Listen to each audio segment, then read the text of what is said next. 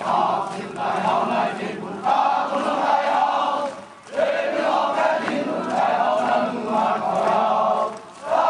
name is Antonio Graceffo. I'm a freelance writer, and for the last 3 months, off and on, I've been embedded with the Shan State Army, one of the rebel army groups fighting against the Burmese government inside of Burma. My project is called In Shan Land. I hope this video will help people to understand the situation inside of Burma. The war in Burma has been going on since before the end of the Second World War. The Burmese Independence Army sided with the Japanese fighting against the British and tribal forces who were defending the colony from invasion.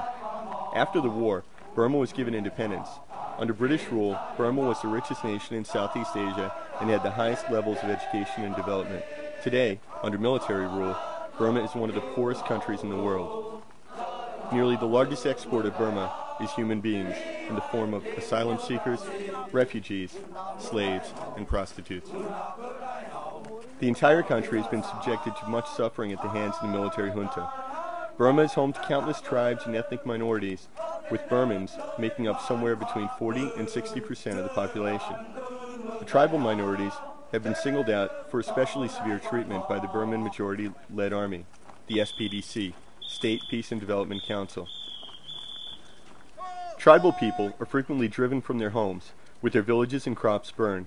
Ethnic minorities are used as forced labor, slaves, human mine detectors, and porters, who are beaten and even killed if they can't work fast enough or if they collapse from lack of food.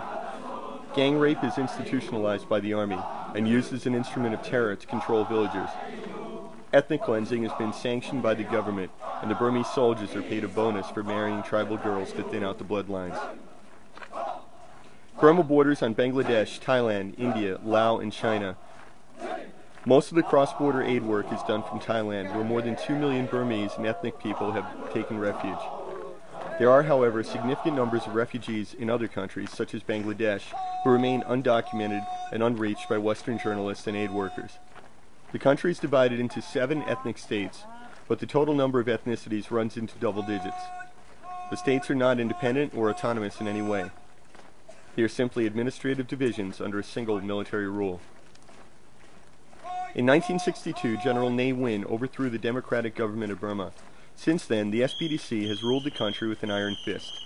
In 1988, monks led a peaceful pro-democracy protest. The government's reaction was to kill thousands of unarmed civilians. In 1990, an election was finally held, and the National League for Democracy, led by Aung San Suu Kyi, won more than 60% of the vote. The election was subsequently nullified by the military regime, who refused to step down. Aung San Suu Kyi has remained under house arrest off and on since 1988. In 1991, she was awarded the Nobel Peace Prize. She is currently the only Nobel Peace Prize winner who is in jail. The Burmese government, led by General Tan Shwe, has complete control on the internet, TV, and all media.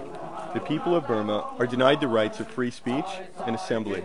Universities have even moved to distance learning format to avoid having large groups of students meeting one another or organizing.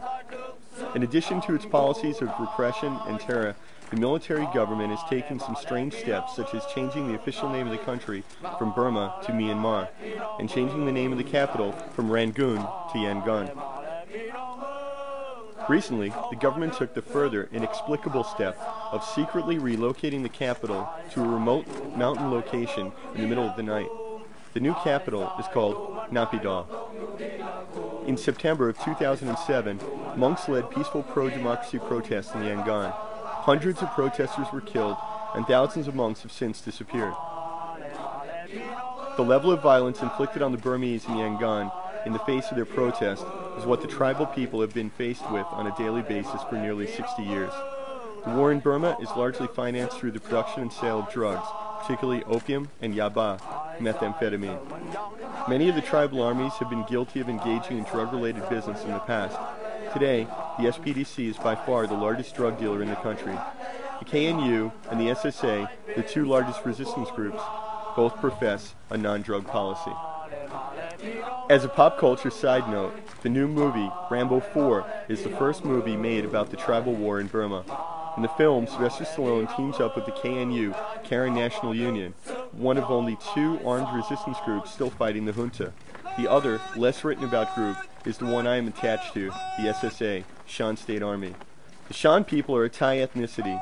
which live primarily in the Shan State of Burma. They're one of the largest ethnic minorities in the country. The population of Shan State is approximately 7.5 million and includes approximately 1 million Palong, a significant number of Wa, as well as smaller numbers of Lahu and Pau people. There are an estimated 2 million Shan living in northern Thailand. The Shan originated in southern China and migrated down to Burma more than 1,000 years ago.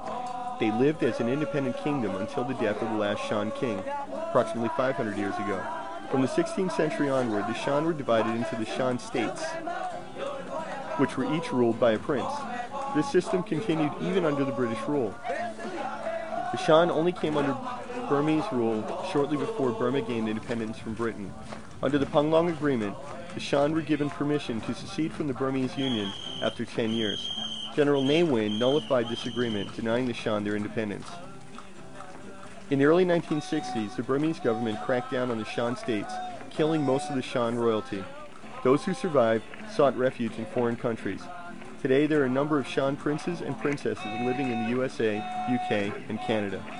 The Shan formed a defensive army to resist government attack. General Kun Sa was the original commander of the MTA, Lon Thai Army. He made his way onto the FBI Most Wanted list as the largest drug dealer in the world. The U.S. sought to extradite him to stand trial in America. Kun Sa surrendered to the SPDC and lived under government protection in Yangon in opulence until his death.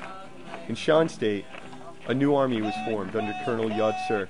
The SSA, Shan State Army, has adopted a non-drug policy. At present, the SSA has between 6,000 and 10,000 troops. SSA has two large permanent bases near the Thai border, Loi Talang and Loi Kovan. Both camps have become islands of safety for the IDPs, internally displaced people, driven from their villages by the SPDC. Loi Talang, the focus of my project, is home to 350 refugee families.